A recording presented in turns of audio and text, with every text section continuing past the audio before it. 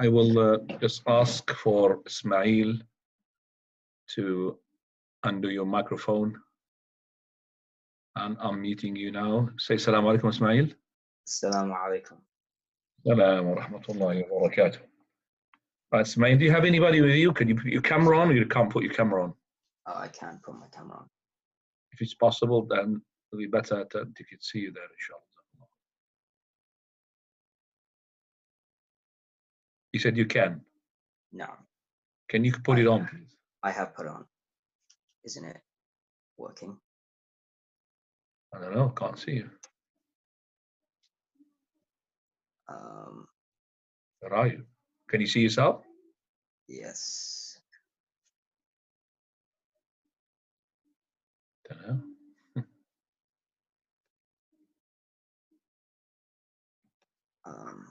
I can't see you. It says it's on. Yeah, but I mean, I don't know where you are. Let me see here. Let me just take this screen off.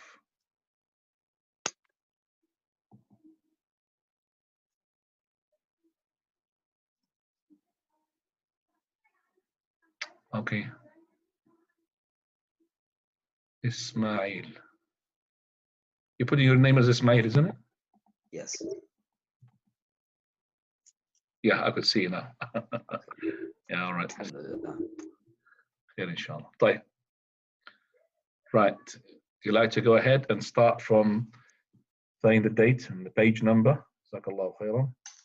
إن الحمد لله نحمده ونستعينه ونستغفره ونعوذ بالله من شرور أنفسنا ومن سيئات أعمالنا من يهده الله فلا مضل له ومن يضلل فلا هادي له وأشهد أن لا إله إلا الله وحده لا شريك له وأشهد أن محمدا عبده ورسوله أما بعد فإن أصدق الحديث كتاب الله وخير الهدي هدي محمد وشر الأمور محدثاتها وكل محدثة بدعة وكل بدعة ضلالة وكل ضلالة في النار.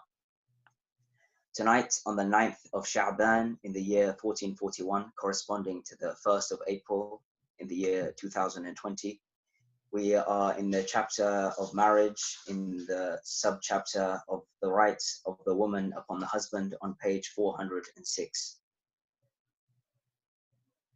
Right, start. Number 4, please. Number 4. It is the right of the woman of the wife upon the husband that he teaches her what she needs to know of her religion, or that he permits her to attend the sessions of learning. Her need to improve her religion and purify her soul is no less than the need for food and drink. Both of these types of needs must be offered to her.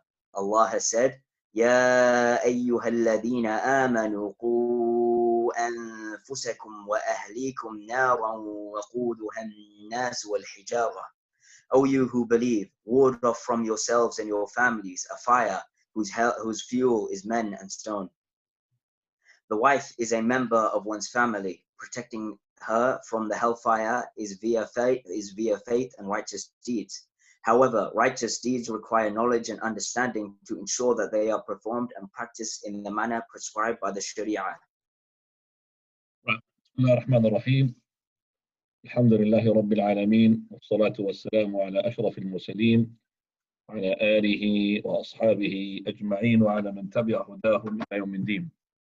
Indeed, all praise is due to Allah, and may peace and blessings be upon His Messenger, Muhammad sallallahu alayhi wa alihi wa sallam. If it's possible that all the brothers, apart from Ismail, to switch off their videos so that we could have just 2 people on video, jazakumullah khair. This is very important to know that we are talking about the rights of both husband and wife regarding each other, and if they understand their rights and their duties, inshallah, we will understand how their life will go on properly. So we will say that, Khwani, that the person, if he understands the rights of his wife, and his wife understands his right, inshallah, that would minimize the civil things that takes place, civil actions that have been taken against the husbands. And we know that for a fact that the people, if they abide by what Allah subhanahu wa ta'ala said to them and what the Prophet told them, then inshallah the boat will go properly. Now we started number 1 and number 2. I'll just remind you with number 1 and number 2 and number 3 We said the first right is that the wife's got a right on her husband, is that to make sure that he will live with her and conduct with her in good. And number two is that he should be patient regarding her shortcomings. Number three, that he should be also that protecting her honor, protecting all these things that would make her to have her dignity being scratched. Now, this is very important as well. It's a right upon the husband. So the right of the wife upon the husband, that the husband should teach her what is necessary from the deen. And even if he's not knowledgeable, he should provide somehow channels, like for example, coming to the classes, like in this class. You should allow her to come to this class, for example, to learn. So this is important issue, which is to do with how she's going to be as well serving her husband properly. So it's from the benefit of the husband to teach his wife to be educated Islamically properly. And that is why it is incumbent upon the husband to know it's a duty on him, his wife and his children. يا أيها الذين آمنوا قوا أنفسكم وأهليكم نارا وقودها الناس والحجارة. So we have here Allah Azza wa Jal, He said that you are as a husband responsible for your wife and your children. You're supposed to save them from the fire. And from the ways to save them from the fire is to save them from the ignorance. You have to teach them and educate them and provide for them. That is the way to learn their deen properly. I take this opportunity as well to remind myself and remind the brothers, it's a duty upon you as a husband to make sure that your children learn the Arabic language. Just like you are keen for them to learn physics and maths and all of that, English, get your English right and get your maths right. Well, what about get your Arabic right? And it's very important that they know that they should be making sure that the children of theirs understand Arabic. And children of yours, on the day of resurrection, they're going to hold you responsible for not teaching them the Arabic language in which they could understand their Quran, and they understand the books of the Arabics. It's a duty upon you, okay? So to provide them, just like you provide them for maths and English, you provide them as well for Arabic. And shame upon also those who are Arabs, and they have this, mashallah, blessings of Allah, they've got the Arabic, husband and wife, and yet they use the English between them. They're going to regret this. That is the husband and the wife talking in English instead of teaching their children Arabic, because they're Arab. If they just speak Arabic in the house, definitely the children will speak Arabic. But what is English? English all the time. The children speak to one another English. You should be the husband there. That's the right of your wife upon you to make sure that the children learn the Arabic language. Number 5, يا أخي, تفضل. Number 5, يا حبيبي. Why did you switch off your thing? Ismail, please don't switch off, because I have to switch you on back again. Just leave it on. Hang on a second, I have to find you now. Allah.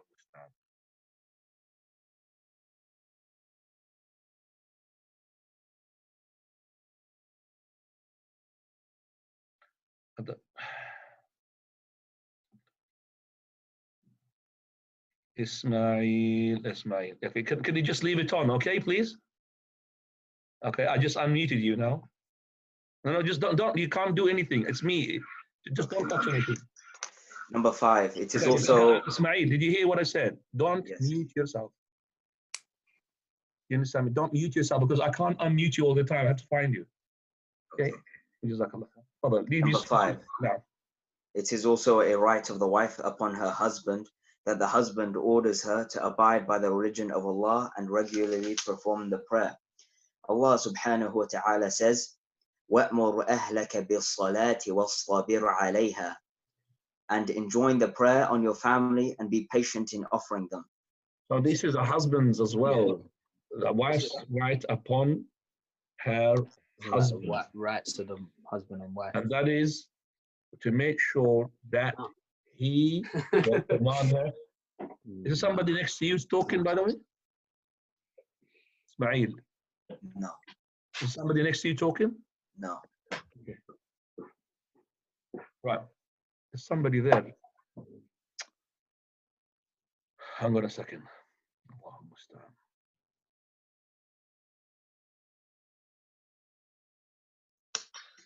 Right. It is the wife's right upon her husband to make sure that her husband is commanding the whole family to do the prayer. So as a husband, and listening to me, please, the husband, you have to make sure that all your family do the prayer in Jama'ah. They have to do that. Do the prayer in Jama'ah together. So when you come to the house, you should ask your daughters, your son, did you make the prayer? Did you do the whole Asr? If you don't do that, the family will be loose. It's a duty upon you as a husband. So this is from the rights of the wife onto the husband. That means it's from the obligations on the husband. Is obligatory to know this husband. Okay? So even it's a right of the wife, but it's an obligation upon you as a husband to make sure that the family are abiding by the prayer. And he says, "Wastabir alayhi," to be patient. Well, I know that. I know what we're talking about. As for the husbands, they've been calling the children, come down, come here, come down. They pretend they're not listening to you, or they pretend I'm in the toilet, and they will spend more time in the toilet just for the sake of not coming to the prayer. I know that this is happening to lots of people, even who are listening to me now at the moment. I know that. We have to be patient. We have to be patient to make sure that we train the souls of these children of ours, to train their bodies to keep on to the prayer. Once they're hooked onto it, then you will be relaxed. Then later on, their selves will not allow them to abandon the prayer. Their selves, their own souls, will beat them up when they, for example, push the prayer outside its time, because they've been trained. We have to be patient just at the beginning. And the teaching is always beneficial, 100% when they are kids. But once they start growing up a bit more, they start becoming insolent. They don't listen to you. But when they are young, they will listen to you, inshallah. Right, let's go to number 6, ya Habibi. Number 6. It is also a right of the wife upon the husband that he permit her to leave the house whenever there is a need to do so, such as to attend. Now, I'm going to interrupt you. So here, from the rights of the woman on her husband allow her to come out of the house with his permission for the something which are in need of. So, for example, so she wants to come to the Jama'ah in the masjid, even though we say to the sister, it's better for you to pray at home. But she's going to come to the Jama'ah to pray in the masjid. After all, I said, لا تمنعوا إماءكم من المساجد. Do not prevent your wives, your daughters from coming to the masjid if they want to come to. And if they want to come and visit their families, the wife, she got a father, she got a mother. So if you want to go there with reasonable way as in, that is, with the conditions of her being fully covered and properly covered, and there is no, there's safety there, okay? And, well, the safety includes as well the safety against the coronavirus. Maybe the husband doesn't want to go out there to catch a coronavirus. He's entitled to do that. But as I say, that he should really make some sort of timetable for her to go to visit her family, maybe once every month at least. It would be better even you as a husband to go along, okay, with your wife, and you could put her there, and then you leave her with her family, and then after that you come and pick her up. That's good for your wife, good for you, and good for the family, because the family of the wife, they would appreciate it. That this is like taking our daughter, putting her with us, and then he's coming to pick her up. Better than to say to her, you go and you come back on your own. That's not correct. Right? So from those things that she's not allowed to do, apart from saying that is, she has to put the cover on, but she cannot, for example, disaster mixing. They call it free mixing. Disaster mixing with people who are not supposed to be mixing with, like, for example, people can marry her, like her own cousins. Okay, that would make the husband very jealous. Okay, and he should as well warn her from listening to music and watching all of these, which is haram. Well, that's all of it the right of the wife on her husband. So she should tell her husband, you should tell me off when I do something haram.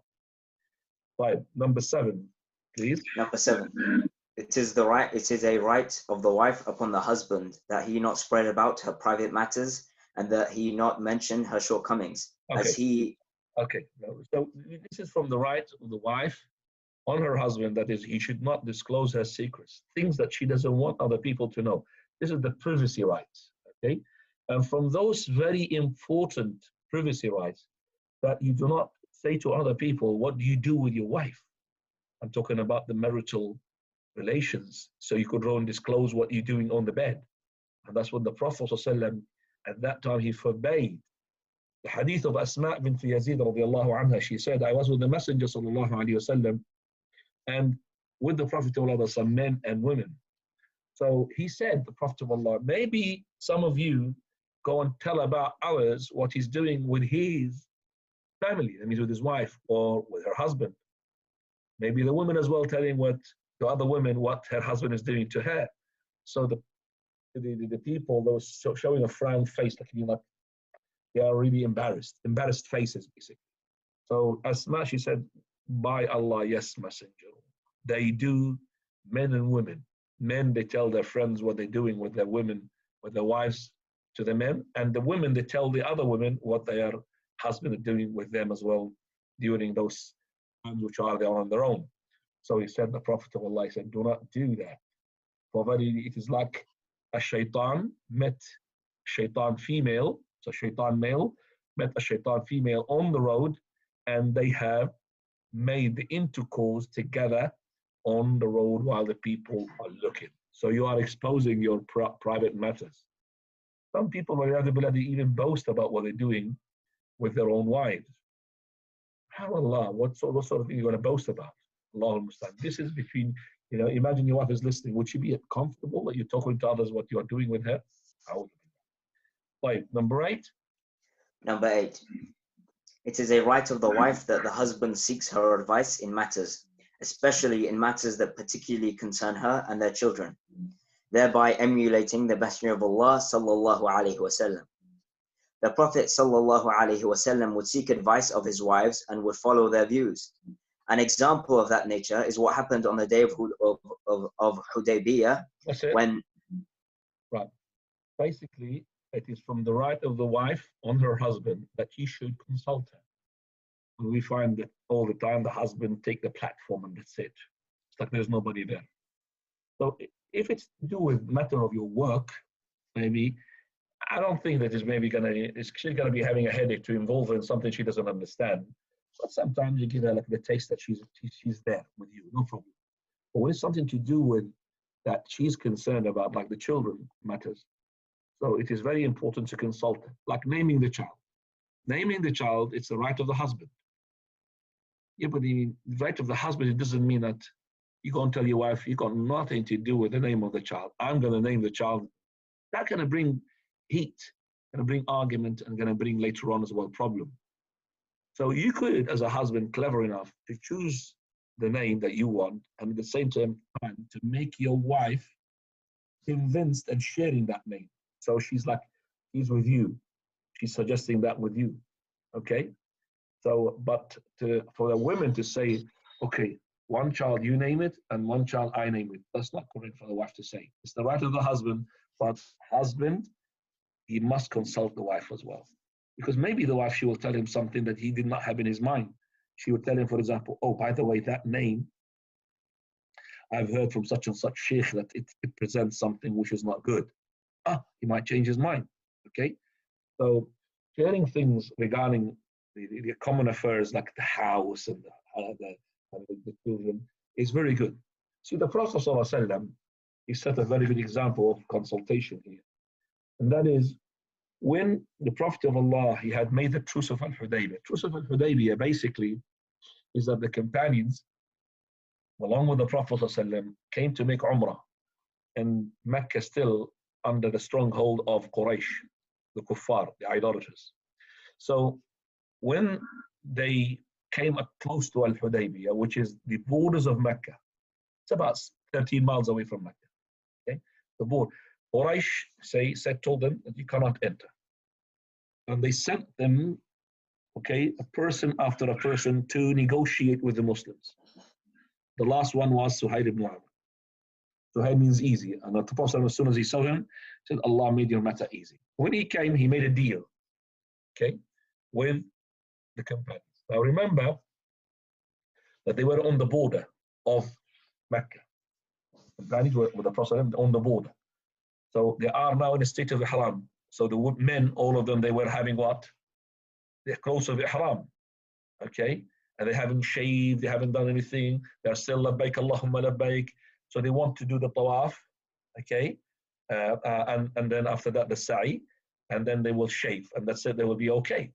So they traveled now 3-4 days from Mecca, from Medina, all the way from the north, all the way to the south.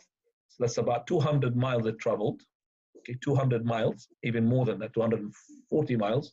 And the last 13 miles, they couldn't go inside because Mecca prevented them. The Quraysh people prevented them from going inside. So here, when Suhaib ibn Amr, he made the negotiation with the Prophet, and they made the truce of Al-Hudaybiyah. Okay? So the Prophet, in that truce of Al-Hudaybiyah, says that the companions and the Prophet, they have to go back. They can't continue their journey and finish their Umrah. They have to go back, and the following year, they will do their Umrah.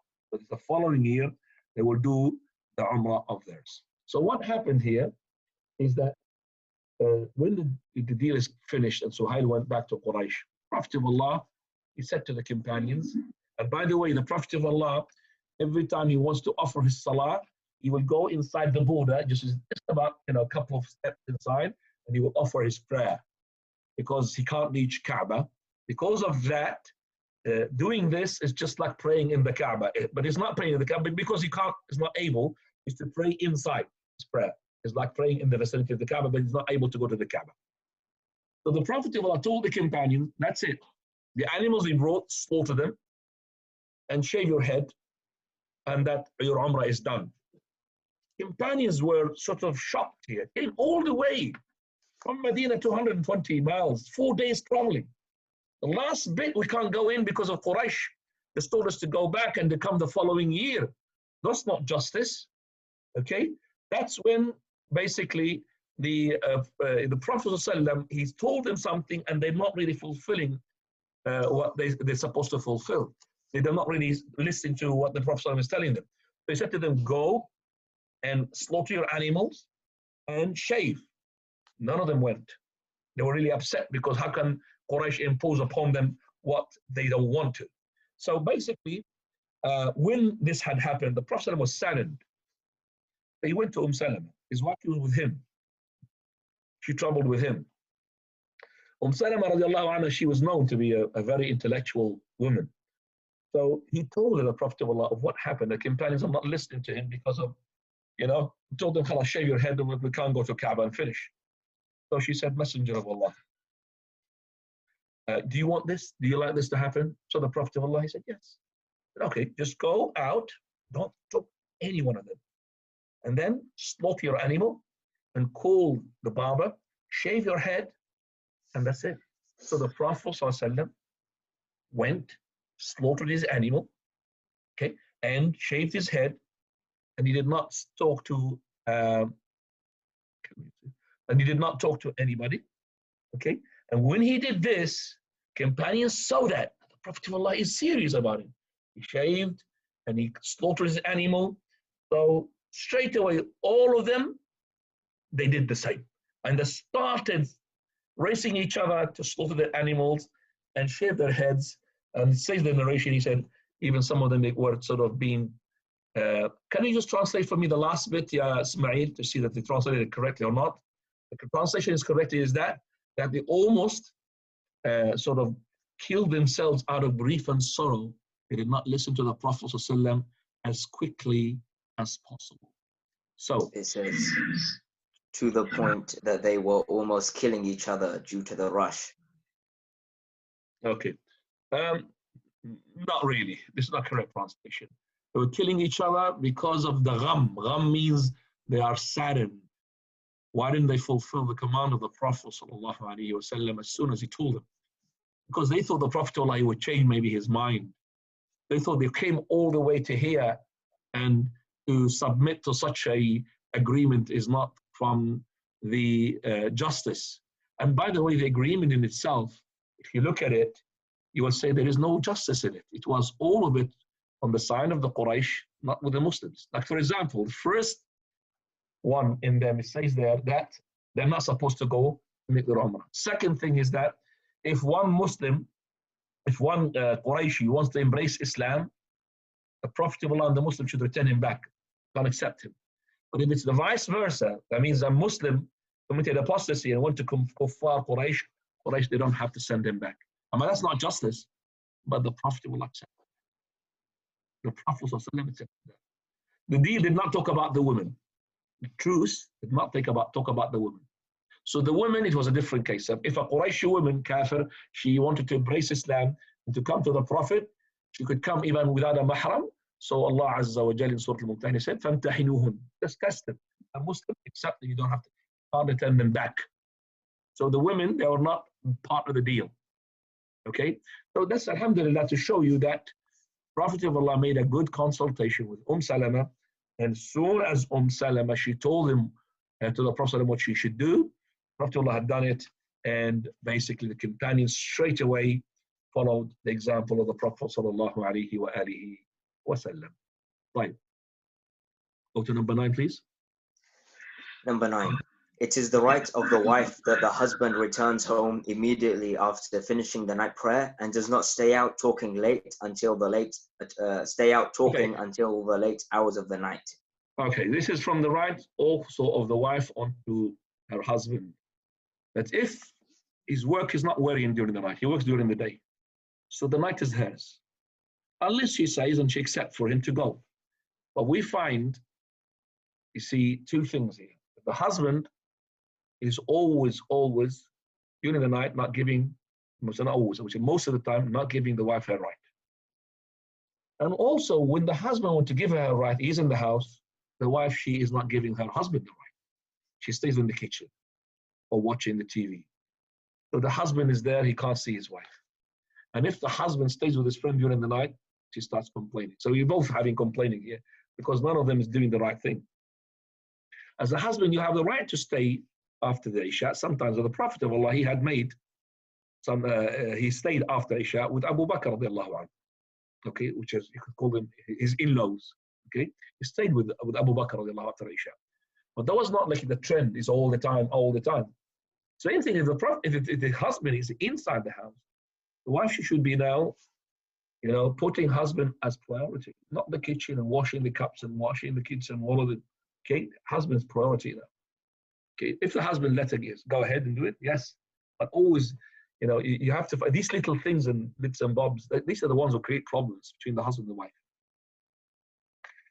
Like, even if you are doing, for example, qiyam, your qiyam as a husband should be inside the house. Why are you making qiyam outside? The wife, she would be always jealous.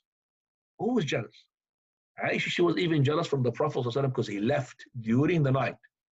When he left, okay, he went to the graveyard. And when Aisha, she just, during the night, she said, where is he? She thought maybe he went to another wife. So she wrapped herself and she put her clothes on. Look at that. And even it's really scary during the night. She left outside. She followed the Prophet. Where is he heading to? And then when she saw him coming to the graveyards and, making ad-dua and all of this, and he started to head home, Aisha, she ran to the house so she could go into the bed before the Prophet realized where is Aisha.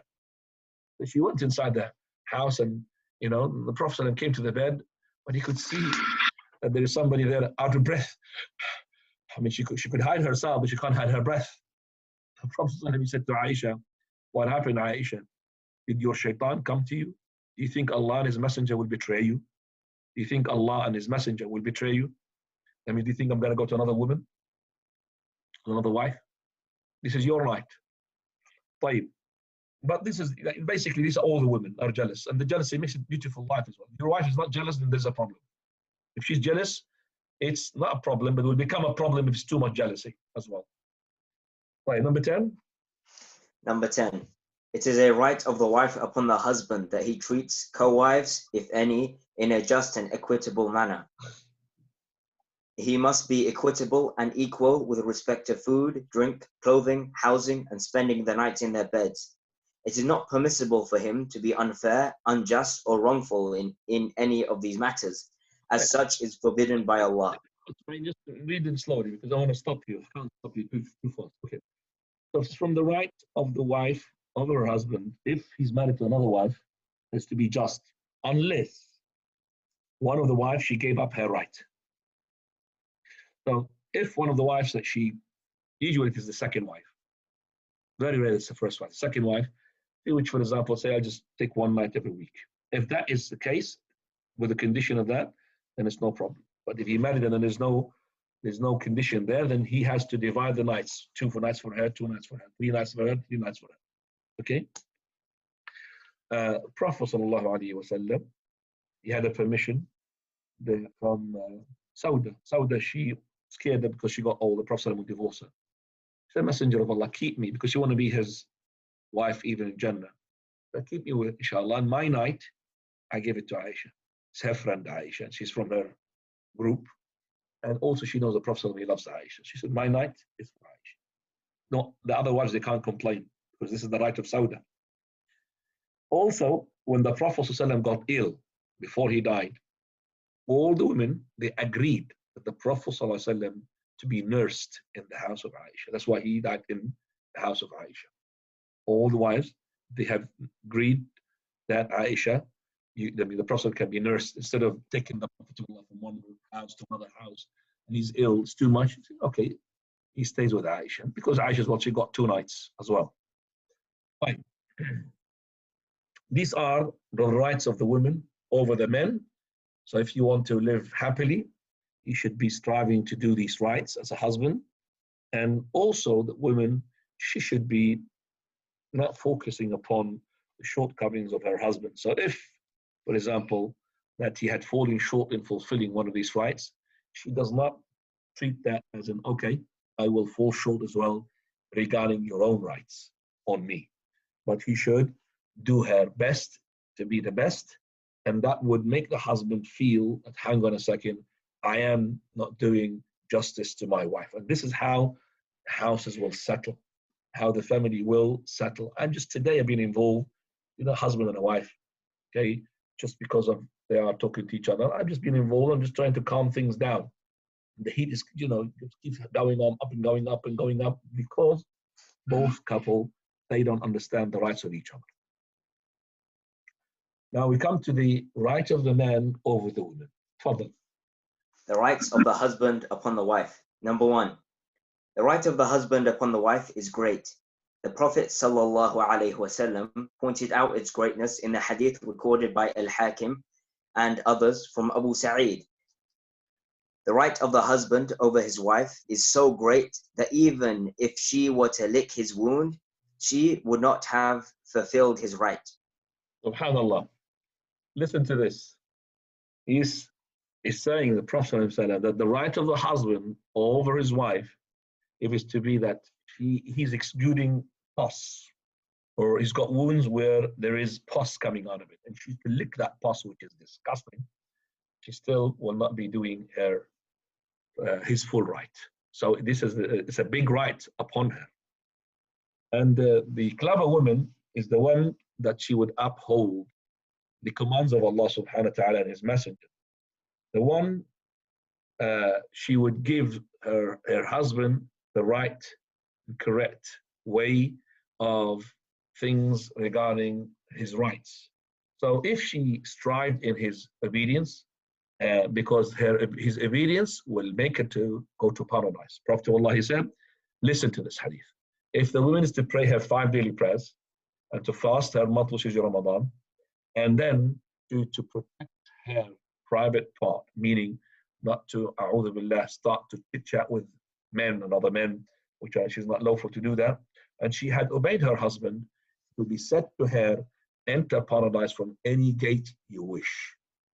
The gates of paradise, okay, there are 8 gates, and she could use any gate she likes to enter it, because she had prayed her 5 daily prayers, she had fasted her Ramadan, and she had protected her chastity, and on top of that, she had been obedient to her husband. So as a Muslim woman, she should really contemplate now to see that the Prophet of Allah made the obedience of the husband from those reasons that will make her to enter paradise, just like the salah, just like the siyam. So abide with his command and be careful to disobey him.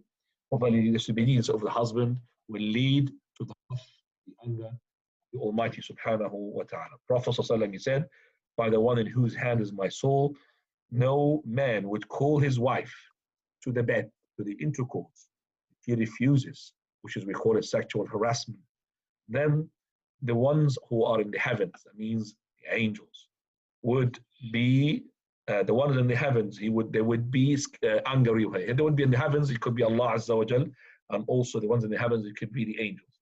Already we have another hadith. The angels will curse her until morning, and we have this one. The one who's in the heaven means Allah the Almighty will have the wrath upon her until she's pleased with him. We have a third hadith as well, that the virgin of paradise, they will curse as well. And they will tell her that he is temporarily with you. Your husband is temporarily with you. It means about to leave you to come to us. So if you are giving him harassment here, we're not going to give him harassment. We'll give him everything he wants up there. So that's why the woman, she should never use the sexual harassment, the tool, to wave it against her husband. Teach her husband as a lesson. And that's unfortunately what the wives, they do. Because I'm involved in lots of things that the husband, they find themselves frustrated because the wives are not giving them what they are supposed to give, because it's a wife and a husband. There is no such thing in Islam that a husband raping his wife. Why he married his wife for anyway, in the first place. Okay, there's no such thing as called raping. Even if she is not in the mood, she has to satisfy her husband, even if he's not in the mood. Okay, because if he doesn't, then he might go and fornicate, or maybe worse for the wife. It is worse for Allah, of course. Not worse for Allah, it's good for Allah, but it's worse for the wife. He will marry somebody else. Maybe the wife would say, no, let him fornicate, but not to marry somebody else. So we don't want him to marry somebody else. Okay, give him his satisfaction. That's what he wants as a man. Right. As well, the wife, she's not supposed to fulfill the commands of her husband if her husband is commanding her to disobey Allah Azza wa Jalla. Like, for example, if the husband told her to pluck the hair of her face, she should not obey him. For verily, she will be under the curse of Allah Azza wa Jalla. Allah's messenger, he said, لَعَنَ اللَّهُ النَّامِصَةَ وَالْمُتَنَامِصَةَ. Allah had cursed the one who plucks and the one who has hair plucked off. So she should not, for example, obey him if he asks her to take off her hijab when she comes out. Okay? Because maybe he wants to boast about your beauty. You're not allowed to go and obey him for that. So the Prophet ﷺ, he said, صِنْفَانِ مِنْ أُمَّتِي مِنْ أَهْلِ النَّارِ. Two types of people from my ummah, they are from the people of the fire. I did not see them yet. One of them is women which are dressed or not dressed. They sway from one side to another. Their heads is like the camel hump. They will not enter paradise, and they will not see and smell the fragrance of paradise. And even the fragrance of paradise can be seen from such, or smelled from such a place or such a place. Also, from the things which is haram for her to give him is that when she's on her menses, she's not allowed to let him to make the intercourse into her private part. Now, the wife, she was clever enough, she would do like Aisha. Prophet ﷺ used to take his enjoyment without the intercourse. So the same thing with the wife.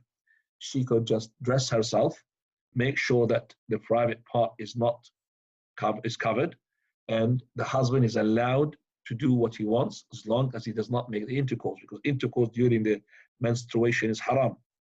Also coming to the وَالْعِيَاذُ بِاللَّهِ, the backside. This is haram. This is haram to do that. So the wife, she is not allowed to let her husband do this. Now, and also, if he commands her to go and chit chat with men and mix up with men and shake the hands of the men, even some of the husbands, a'udhu billah, they have no jealousy. They will, ask other men to go and kiss my wife. What is this? Kiss your wife? A'udhu billah. Right. So basically, yes, you as a wife, you must obey your husband, but you cannot obey him in the disobedience of the Almighty Subhanahu wa Ta'ala. Ya Allah, Ismail, the second right? Number 2, a right of the husband upon his wife is that she should guard her honor and also guard his honor. She should also look after his wealth, children, and other household affairs. Okay. Allah, Right. So فالصالحات قانتات حافظات للغيب بما حفظ الله. طيب. You as a wife, okay, you have a right upon you. That is, you should guard your chastity and also the honor of your husband, and make sure that you look after his money. Okay, meaning that means you don't really, for example, go to his wallet and make him bankrupt. Okay, right. That's the problem, is that the wife, when they start spending money from the credit card or the debit card of her husband, they don't fear Allah. Some of them, they just make them bankrupt. Okay, and they buy things which are not essential. Right. Prophet he said, وَالْمَرْأَةُ رَاعِيَةٌ فِي بَيْتِ زَوْجِهَا. The woman, she's responsible in the house of her husband, and she is responsible for her flock. Number three. It is the right of the husband to have the wife beautify herself for him, and that she should have a pleasant smile on her face instead of frowning and appearing in the manners that he dislikes. So here we find that the husband as well has a right over his wife, which is a very important right. She should beautify, okay, herself for him. Vice versa as well. You as a husband should beautify yourself for her. That's what Umar al-Khattab used to say. I used to beautify myself for my wife. Umar al-Khattab radiallahu anhu, whom we know that how strong and how tough he is. You beautify yourself for your wife. And also the wife, she should. You always say, not to be in the mood. Because in general, the women who are not really religious properly, they are moody. So the husband doesn't know what's happened to her. I haven't done anything wrong, but suddenly she switched from smile to frown face. Maybe she remembered something. A long time ago, 100 years ago, my husband did this and did that to me, and that's really, and then she brings it about. Oh, you remember what you done to me a long time ago? But something in the past. Why are you going to bring it? The shaitan is going to bring it and create problems. But she always should be looking into a very nice way to her husband. The best of the women, Prophet said, that when you look at her, she makes you pleased. And she would command you she obeys you when you command her. And she would preserve you in herself when you are absent. That is, in herself and in your money. So she'll preserve your money. She will look after your money. She will look after herself when you are not present. She would obey you when you command her. And she is going to be pleasing you when you look at her. That's the best of the wives. Now, unfortunately here, we find the women, they don't really look after themselves in terms of beauty-wise when it comes to her husband coming from work. It is only when some guests coming, women, for example. If the women coming, you look, mashallah. That's why her husband always looking forward for any guest going to come so that his wife, she will beautify herself. But when it comes to the husband, she's always looking not really good, smelling not really good. Okay, so the husband is going to be frustrated. But when somebody else comes and she beautifies herself, that's not right. Ittaqillah. Number four, a right of the husband is that the wife should remain in her house and not leave her house, even to go to the mosque, except with his permission. So we said before, if you remember, the right of the wife over her husband is not to prevent her if she wants to go, for example, to the masjid. But at the same time here, it is a right, okay, over the wife from her husband. This is the right of the husband on her, is not to go even to the masjid except with his permission. So she can't just go, she just go without his permission. And her husband asks her, where are you going? I'm going to the masjid. And you have no right to prevent me. What is this? Of course he's got the right to prevent you. He's got the right to prevent you even from fasting voluntary. He's got the right to do that. Not the obligatory, the voluntary. So this is going to the masjid is not compulsory. So you have to go with his permission. So it's nothing to do, everybody abuses his rights and show that I've got muscles. Not correct. Number five, it is also the right of the husband that the wife does not allow anyone into his house except by his permission. Right, this is very important, right? Which is that The wife, she should never let anybody in her house except with his permission, even if it's to do with her father. Let's say it's her father or her son from different husband. Oh, come in. Okay, except with his permission, without his permission. Number 6. Number 6, from the right of the husband over his wife is for her to protect his wealth and not spend not to spend any of it except by his permission. Right. Now this is another right as well. That is not supposed to, she's not supposed to spend from his money except with his permission. That means that too much spending. But it's not a little bit, it's no problem. For example, let's say that a poor person knocked on the door and you gave him a sandwich or yogurt or whatever. I mean, you don't need to go and call your husband. There's a beggar on the door. I want to give him a sandwich. And then he will say to you, why are you wasting my time? Of course you're going to give him. So these little things, you don't need a permission for that. But when the husband comes in and he finds a new fridge, where is this coming from? So I bought it, I thought my fridge is not really good enough. No, you're not allowed to do that. You're not allowed to do that, and even if it is your own money. Let's say you bought that from your money. You say, oh, well, I didn't really use your money. I used my money. You're not allowed to do that. Even the husband could be so much. Get this fridge out because he hasn't paid it. I mean, he can't afford to pay it. And plus, he hasn't been consulted, okay? And he doesn't want to be humiliated because you paid it from your own money. So the best thing, because he bought it without his consultation, without his approval. So even if it's your money, you can't buy a fridge, even you can't buy your own self a car for yourself, from your own money.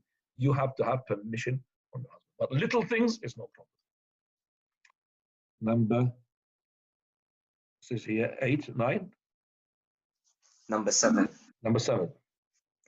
It is the right of the husband that his wife does not perform voluntary fast while he is present, that is, not traveling, except with his permission. Right, this is as well to be understood properly because maybe we disagree with the author. He says here, the husband's right over his wife is not to fast voluntarily while he's present. That means, is she allowed to fast voluntarily without his permission if he's not present? That's what he says here. That is, she's not allowed to fast voluntarily while he is present, except with his permission. That means if he's not present, she could do that with his permission. That's what he's saying. But we say, no, she's not allowed to fast voluntarily without his permission, whether he is present or not present.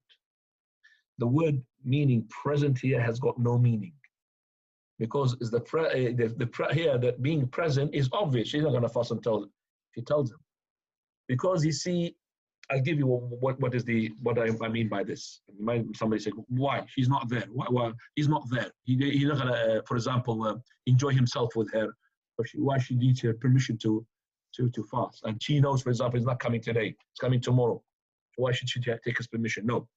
The thing is that if the husband, let's say, for example, he likes the women who are, for example, chubby, doesn't like them bony, okay? And he sees that this fast affects that shape which he likes from his wife, okay? He could prevent her. It's only the obligatory you could fast. So you could say, I'm not allowing, even if he is not present. Because he wants his wife to eat. He wants his wife, for example, not to, if he comes, he wants straight away that to intercourse with her. He doesn't want to, for example, she says to him, I'm fasting. So voluntarily fast is to be with his permission. But this permission, it doesn't have to be every day that you fast. You could take it in general. Husband, do you allow me to fast al-Ithnain wal-Khamis? Yeah, khalas, no problem. So that's just one permission. But this permission, you can't take it forever. So for example, one day he came on Ithnain and he wanted you. You say, no, you gave me permission. No, brother, sister, break your fast. Because if he wants you, you have to fulfill it. Number 8. Number 8. It is the right of the husband that he not be bothered by reminders of what the wife spent from her wealth on the house and family. Right. So if the wife, she spent some money from her money onto the house, she can't just start using this as a stick. Look at the fridge, I bought it. Look. That's why the husband doesn't like to have to buy a fridge from her own money without his permission. Because he doesn't like it to go showing off. So she should not. If you start, using this and hitting him, exploiting the situation because of that, you have actually made Allah angry with you, and plus you invalidated the reward that you're going to get by buying things for the house from your own money. Number 9. Does it say 9 or 10 there with you? Number 9. Okay. It is the right of the husband upon his wife that she be satisfied with little and content with what they possess, and not overburden the husband by spending beyond his means. And that's very important. You see that the husband, he's got some limitations here. I mean, you can't, as a wife, to abuse that and start to get, things that would make him suffer financially, right? So get me this, which is really expensive. Get me that. Look at that wife. This husband and his wife has got really that nice car. Why don't you get yourself as well a very good car like them? You should not overburden him because he's not able to do that. Now, number 11, 10, sorry. Number 10, it is the right of the husband upon his wife that she bring up her children from him in a good manner, with patience. That's very important. Very important that the wife, she looks after the children because she's all the time with the children, all right?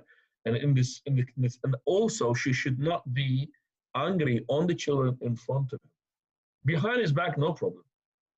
So shouting at the children while the husband is present is not good. Because she should really complain to the husband. The husband is the one who's going to take the father sort of figure here. So as a mother, she should not be cursing them and shouting at them and abusing them. And then the husband starts, and the father takes his sort of sympathy with the children, and he started standing with his children. And then you will be annoyed. Why are you standing with children? Why are you standing with me? Okay. Then he would use the same thing with you when he's, for example, shouting at the children or cursing them, and you'll start with the children. He will say, why are you standing with them? Why are you standing with me? So be careful. Now, verily, this thing will annoy and make the anger of Allah upon you if you do that. Number 11. Number 11.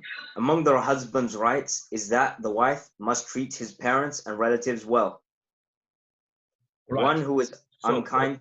Hang on a second. So, from the rights of the husband over his wife is that she should be kind to his what? To his parents. Is that what it says? His parents and relatives. Okay, yes, his parents. You're saying his parents, which is the most important. That is his in-laws. That is the father and the mother of the husband. Okay, the one who is not really good to the father and the mother of her husband, she's not good with him. Now, when I'm saying she's good, I mean to respect, and also to show that respect to the husband, to help whenever she can. She's not obliged to serve them. So I'm saying as well to these communities, which I know, that if you think that when you married your wife, you brought her as a maid, okay, servant for your father and your mother, you're wrong. You're not allowed to do that. She's not the servant of theirs. Okay?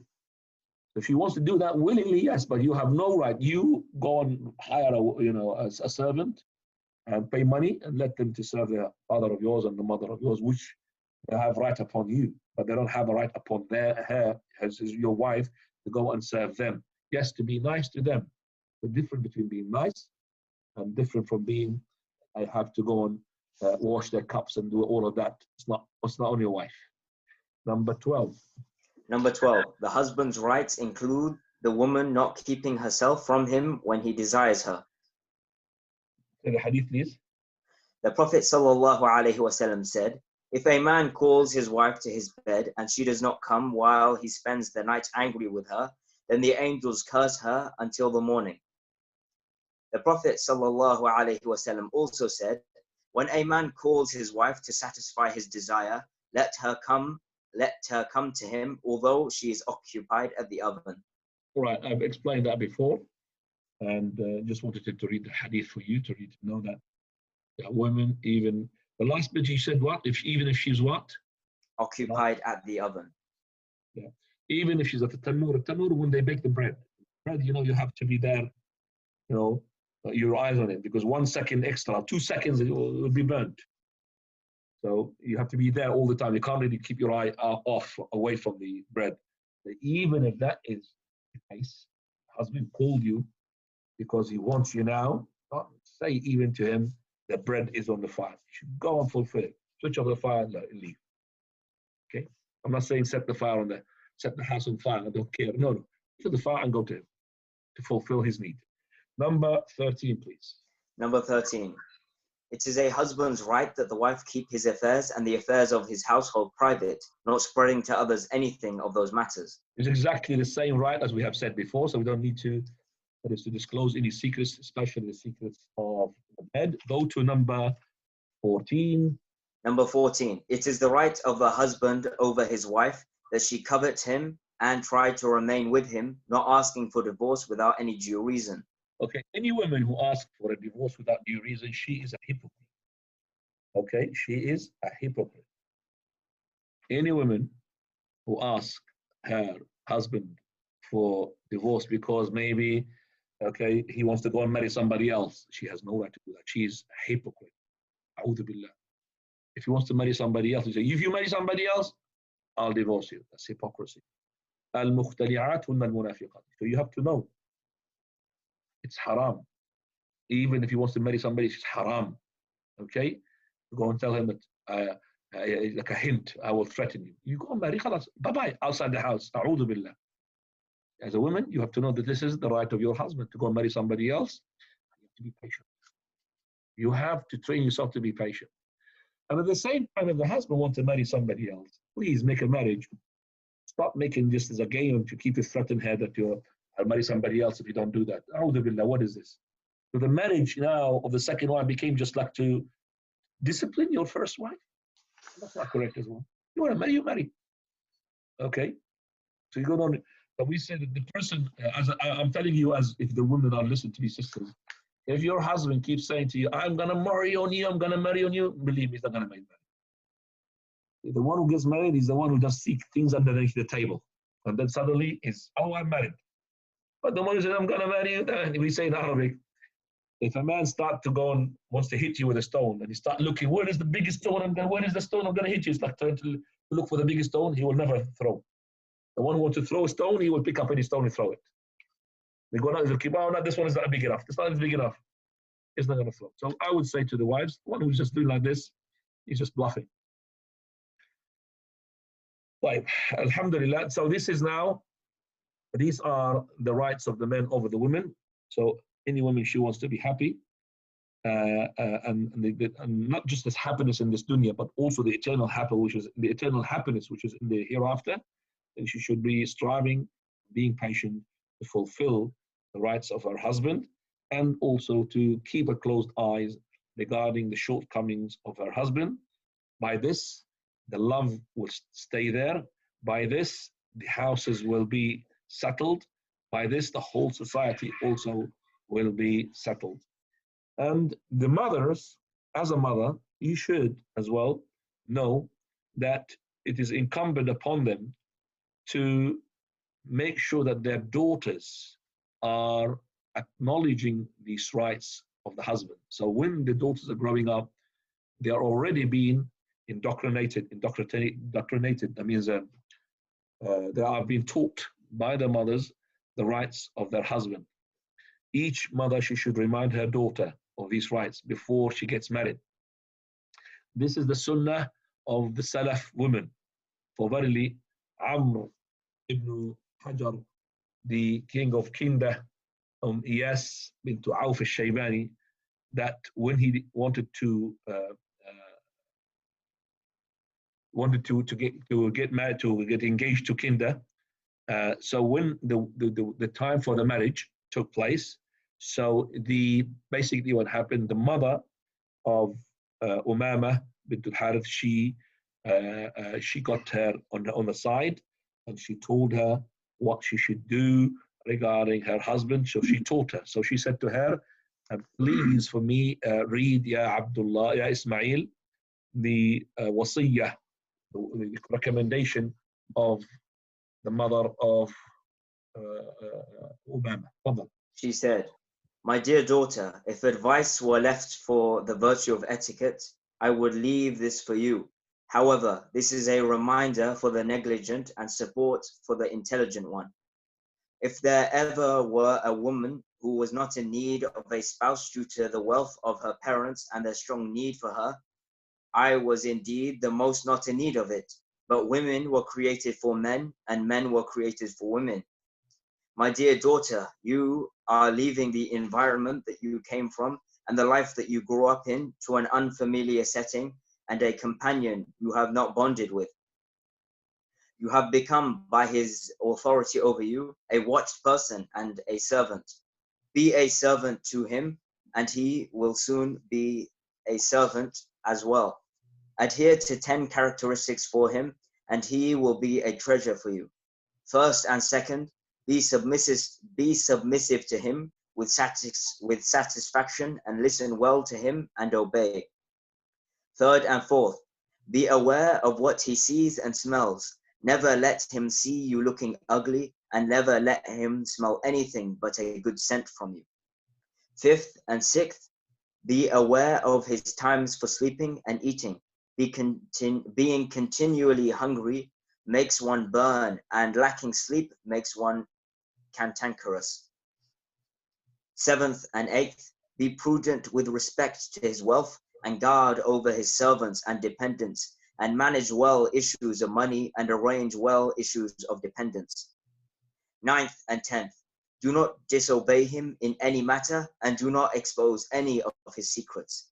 If you go against his wishes, you will have created malice in his heart against you. If you spread his secrets, you will not be safe from his betrayal. Finally, never have joy in his presence while he is depressed, or gloomy when he is, or be gloomy when he is happy. ربنا هب لنا من أزواجنا وذرياتنا قرة أعين واجعلنا للمتقين إماما. Alhamdulillah, jazakallahu khairan ya Ismail for that nice recitation of yours. MashaAllah, beautiful reading. And the following title is, please? Marital disputes. And that's an important topic. Inshallah, will be left in 2 weeks' time. In 2 weeks' time, I believe we will start 7:30 because the Maghrib in 2 weeks' time maybe will push. But if it is still early, if it is still, for example, the Maghrib is at 8 o'clock or 8:10, then I will start after Maghrib. I don't like to break in the middle. Okay, so we will see, inshallah. I will inform you in due course if the Maghrib is still early. If it's just before 10:10, if when the Maghrib kicks in to be 8:20 and plus, then we'll leave it 7:30 because we could just end up with there and leave the questions after the salah. Right. If you have any questions regarding what you've heard, I'm gonna now mute all. Any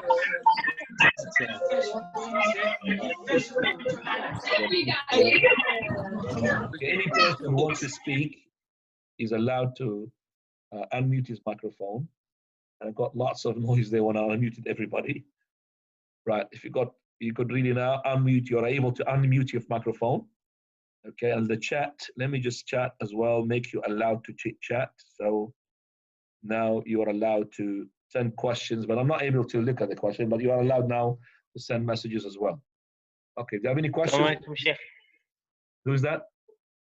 Asad. Asad? Yes, Sheikh. حياك الله يا أسد. Where are you, Asad? Can't see you here. I'm in Maghrib. ما شاء الله. تفضل. How are you, Asad? Alhamdulillah.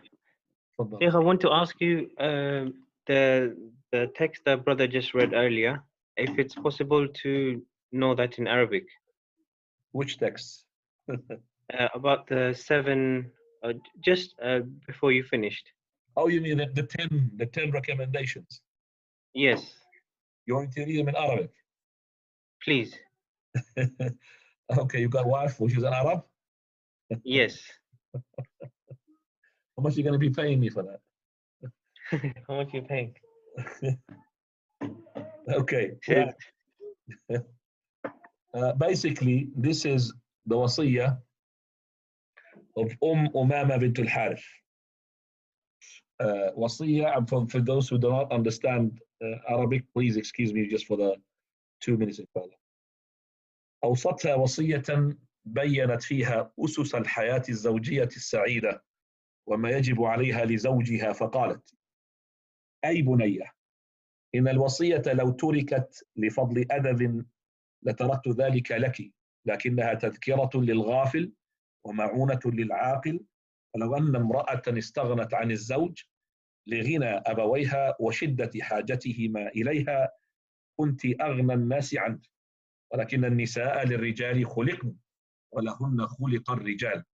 أي بنية، إنك فارقت الجو الذي منه خرجت، وخلفت العش الذي فيه درجت، إلى وكر لم تعرفيه، أو إلى وكر لم تعرفيه، وقرين لم تألفيه، فأصبح بملكه عليك رقيبا ومليكا.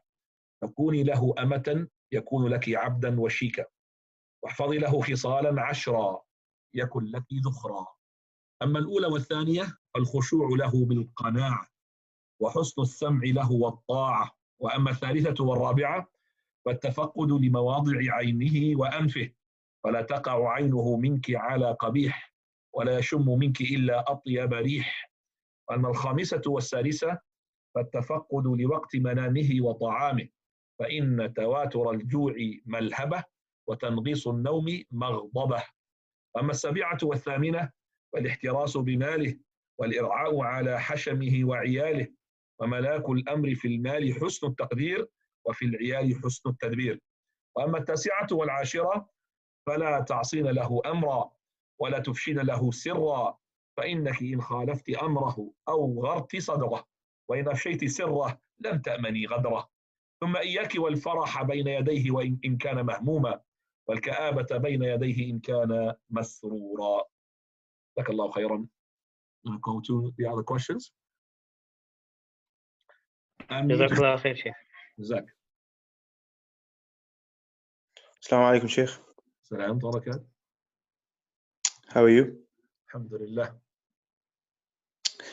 Sheikh, I have a couple of questions. The first one is, if the husband is angry at the wife, or had a kind of a moment with the wife where he was angry, and in that moment he had said, for example, if you do X, Y, Z, you are divorced, given a condition, and this maybe, I don't know, 10 years later, or once, you know, that condition does not occur, or she does not do that thing until 5-10 years later, will that kind of condition be fulfillment for a divorce? I'm going to tell you, Harith, to come in about maybe 6 weeks. We will be covering the divorce chapter. Because Okay. with the divorce chapter, I'll give you a quick answer for that, but in the divorce, we'll deal with that thoroughly. So, first of all, any saying like this is not considered a divorce, it's considered an oath. He's saying, alayya talaq, upon me the divorce, if you did this, I will do that. Now, he's got two intentions. Arabs, when they say this, they say it as an oath. Arab usage of this is an oath. So if she had violated that condition, then he has to basically fulfill the expiation of the oath, which is feeding or clothing 10 people, or fasting 3 days if he can't. But if it was a conditional divorce, it's different. That if you come out of this house, you're divorced. Okay? Now, if he meant it and she came out of the house, she's divorced. If he did not mean that, okay, we say to him, well, stop saying things that you don't mean it. If he didn't mean the divorce, okay, he meant something like an oath, then he will expiate for the oath. Now, if he meant it, but he wants to change his mind, yes, no problem. You could change it. Khalas, I change it. I'm not hooking, suspending, or hanging this divorce onto you coming out. Khalas, you could go out now. But if he left it like this, and after a long, long time, she came out, she had broke that, threat. And he meant with that threat, the divorce will take place. The divorce will take place regardless of how long, as long as he kept that. If you come out of the house, you're divorced. So she came out of the house after 1 year. She's divorced. If he meant it. Now. Jazakallah khair, Sheikh. Jazak. Fadal. Salam. Hi, Sheikh. Okay? I'm Dad from Caterham. Fadal. Yeah, Sheikh, just calling regarding when we pray in home with the Jama'ah, with mom and then daughter and wife. Who should do the Iqamah for the prayer? The iqama? Yes. Okay. Usually it is, the first of all is an adhan. You forgot about the adhan? Well, obviously I do the adhan myself. Yeah. You do And the adhan. yeah, As for the iqama, it doesn't matter if you made it yourself or anybody, even the sisters. Like, for example, your wife, your daughter, no problem. Jazakallah khair. But the adhan is the most important thing to be done by the male. MashaAllah. Jazakallah khair. Exactly. But can the female do the adhan? Yes, they can if there is no male. Assalamu alaikum, Sheikh. Salam barakatuh. It's Moin here, Sheikh. Sorry, just adding to that, I was just going to ask a question which is very, very similar to this. In where I live, me and another brother, we do Jama'ah together because the masjid is closed. And I make the adhan, but he does the iqama. Is it supposed to be from the way of the Sahab, the Salaf, and the Prophet ﷺ that the person who does the adhan also does the iqama? Because I lead as well. So I do the adhan and then I lead, so he does the iqama. So what is the proper way? No problem. Be the one-man show. Making adhan, iqama, and lead. No problem. Is there any problem with him doing the iqama? Well, I haven't finished. Oh, sorry, Sheikh, sorry. So no problem to be one-man show. To make the adhan and the iqama and leading the prayer. Now, there is a hadith which is not authentic. He who does the adhan does the iqama. That's incorrect hadith. But it was the case. We see that when Bilal used to make the adhan, he makes the iqama. When Abu Mahdura makes the adhan, he makes the iqama. But it doesn't matter. But the iqama or the adhan has to be done by the permission of the imam.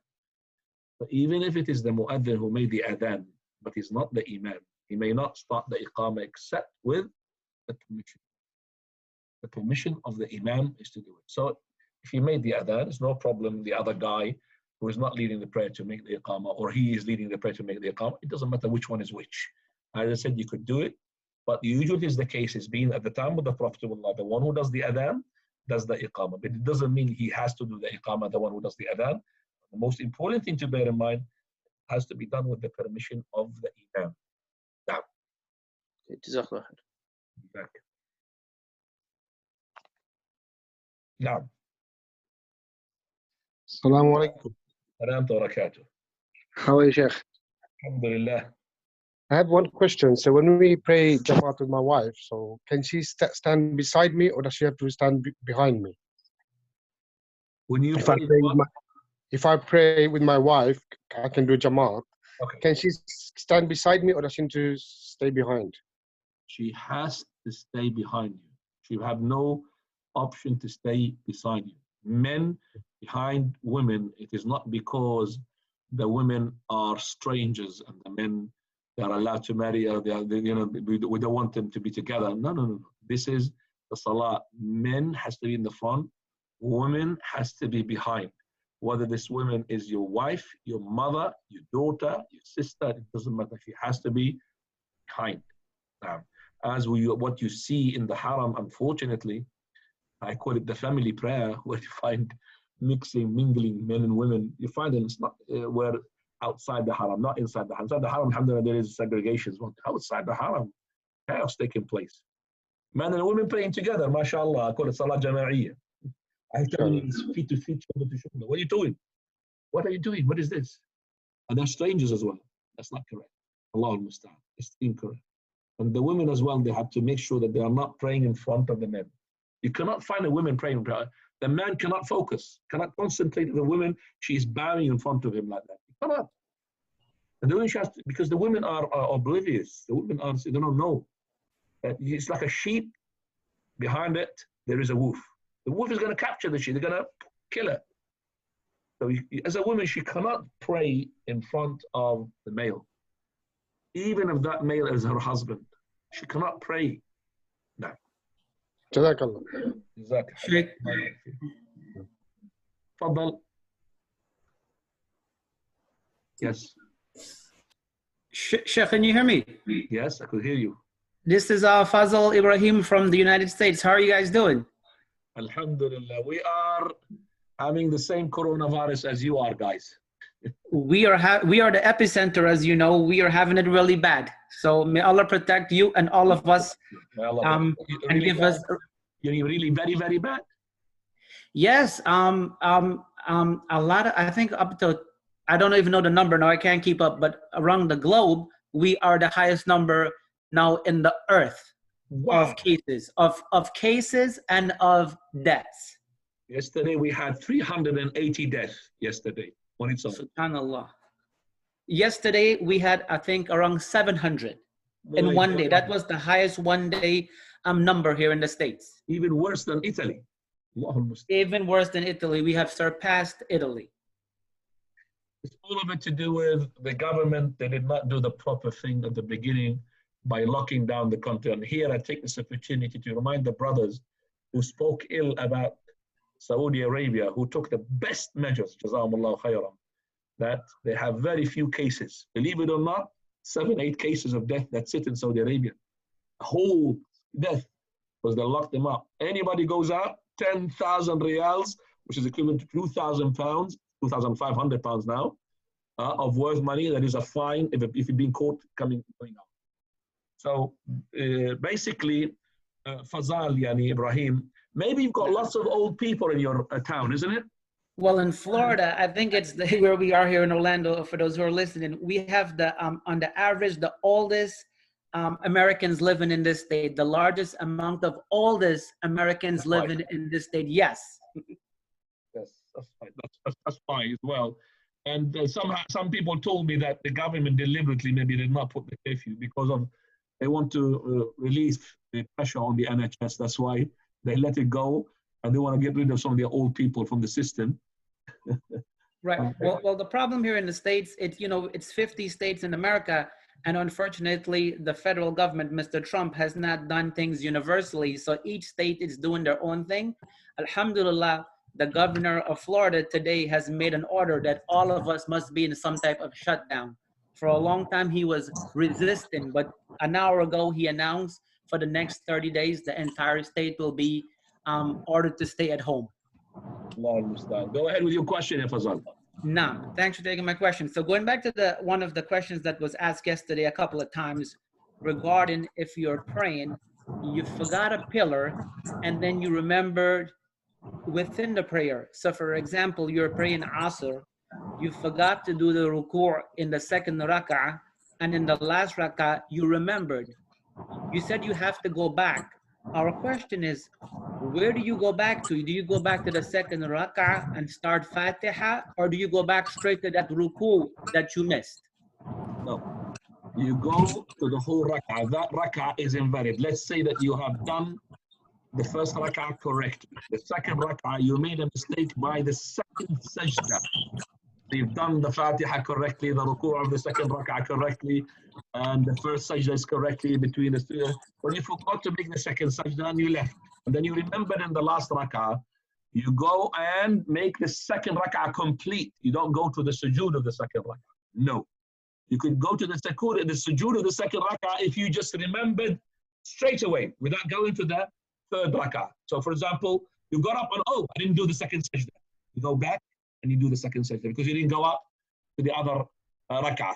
But if you went to another rak'ah, then that rak'ah is totally invalid. So you go back to where the correct, which is in terms of unit-wise. First unit is correct, and as we consider the first unit, which is rak'ah, then we go to the second rak'ah from the beginning of it. So you go to the takbirat al-qiyam from the beginning of the second rak'ah. And Sheikh, just before we go to the next person, and let's say the prayer you're already finished, you had already taslimed out, and then you remember, you have to start from the start? You have to redo the whole prayer?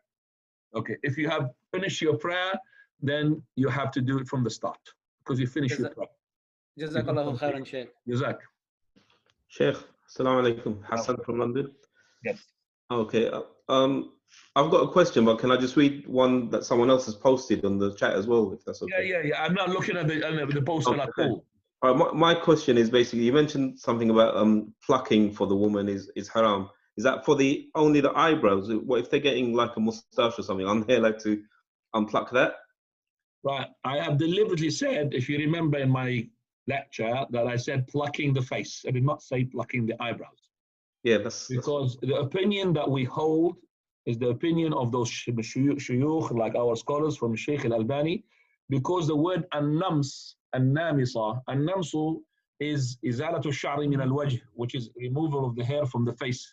It doesn't say that it is just restricted to the eyebrows. Okay? So any hair in the face for the women, they're not supposed to pluck it. You should leave it. Now, the question is that you said, what about she has a bit of mustache? You see, all women, they have a bit of hair that comes out in that area. She could do whatever she likes in regarding of hiding it. She could do, I don't know what is that word for it. You've got lots of their own words to, you know, like a camouflage for it. They do something to it by putting like color, the same color of the skin, and it doesn't show. But to pluck that hair is not allowed, because plucking, it will make the damaged, okay? All right? So the face, she's not allowed to pluck it, and also the whole of the body. So not just even plucking the leg hair and all of this. Plucking is not allowed. Only the plucking of hair underarm and the pubic hair, yes, but not the plucking. So the face, because usually the women, they pluck the face. That's what it is, okay? And they usually as well, they make the eyebrows as well thin. But the women even, they pluck the whole eyebrows and they draw their own. They're not satisfied with Allah subhanahu wa ta'ala's creation. So now, what about, now you're going to ask me, what about if she's woman, she's got proper mustache? You know, like a proper mustache came out, okay? So we say that proper mustache, we say that if it is a mustache proper that shows it like a male, there's two opinions regarding this issue, which is, that is opinion number one, that is, this is from the creation of Allah subhanahu wa ta'ala. Allah chose her to be like this, okay? That she should leave it. The other opinion, which I am inclined to it, and that is because the hadith of the Prophet ﷺ, he says that the ones who pluck lil husn, to beautify, and also said al-mughayyiratu li khalqillah, the one who wants to change the creation of Allah. Now the creation of Allah is that the woman, she doesn't have a mustache.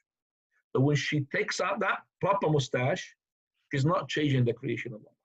So that's the other opinion which says it is allowed because that mustache is making her not what she is. She's not going to have gender. She's not going to be changing her sex to something else. She's going to be a woman. So she will, no problem to pluck it, that mustache, because it's a proper. But these little hairs, subhanAllah, this is like endless. This is endless. Okay? And the women, they are really, you need to know that wax, they like wax and wipe and waxing and all of this. Some of the women, they make themselves like a clown. And you can't keep up with this. So the husband, when he married a wife, and then he was not the same. And then suddenly she forgets about herself. And the following day, he married her yesterday with this makeup.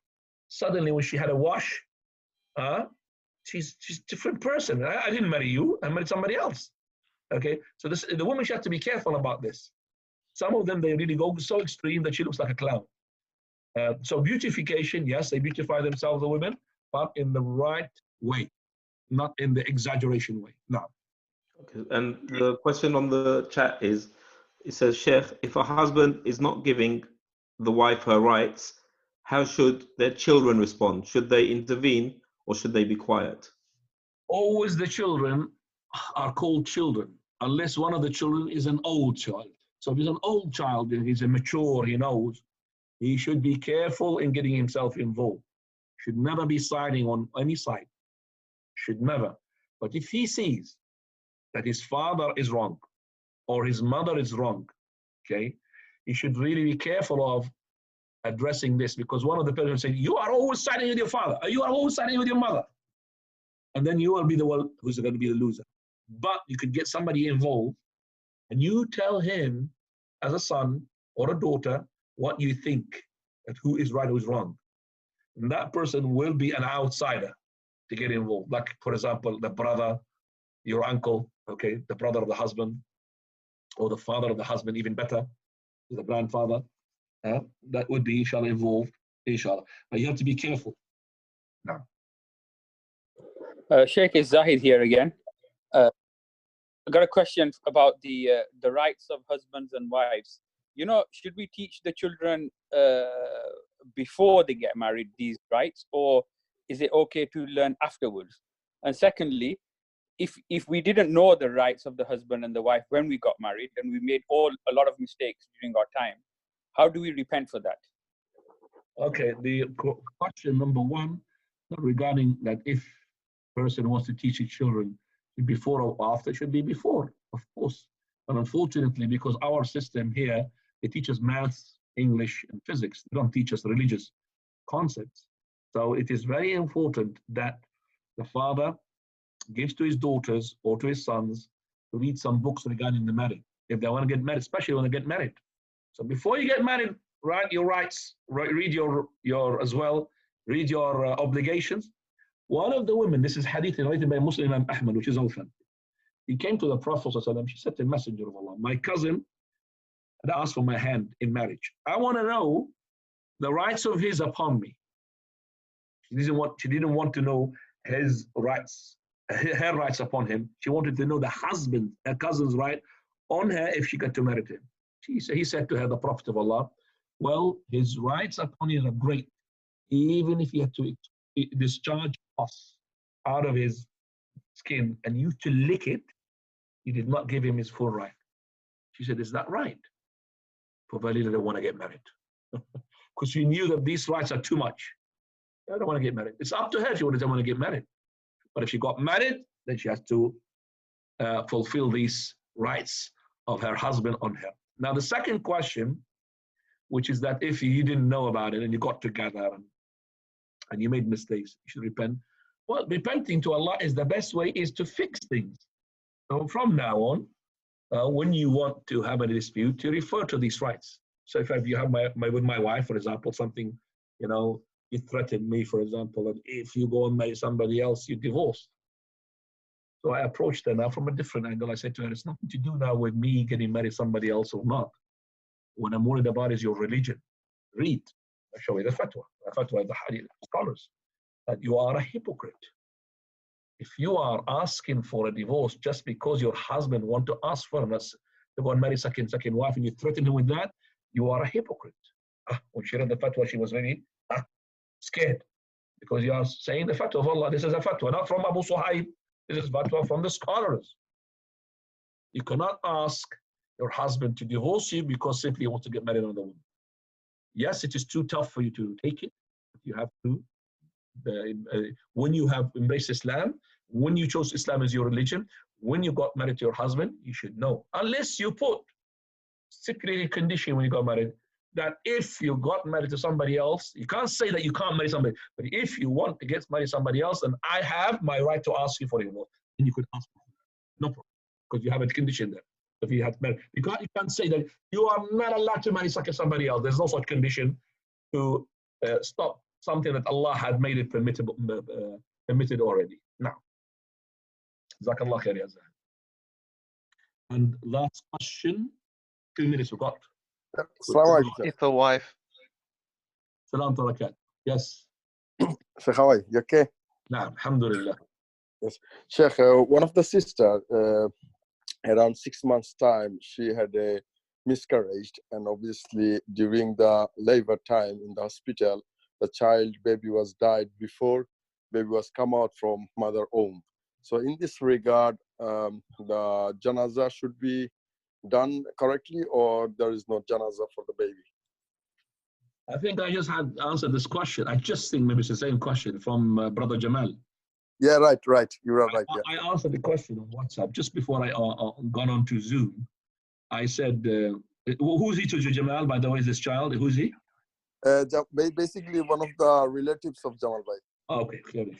I said to him basically that the child, if he's 6 months old, okay, already he's got the soul. So he has to be washed, he has to be shrouded, and he has to be buried. As for the prayer on him, that's an option. Some scholars, they said there is no prayer. And the ones they say it is a prayer, it is not compulsory. It is recommended. So you could pray on him. And in the dua, you don't make dua to the child because the baby is in Jannah. You make dua to the parents of the baby.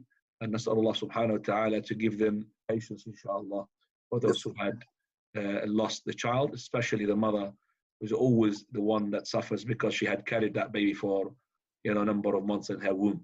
طيب, by this, alhamdulillah, we come to the end because an hour and a half. سبحانك اللهم وبحمدك أشهد أن لا إله إلا أنت أستغفرك وأتوب إليك. جزاكم الله خيرا وبارك الله.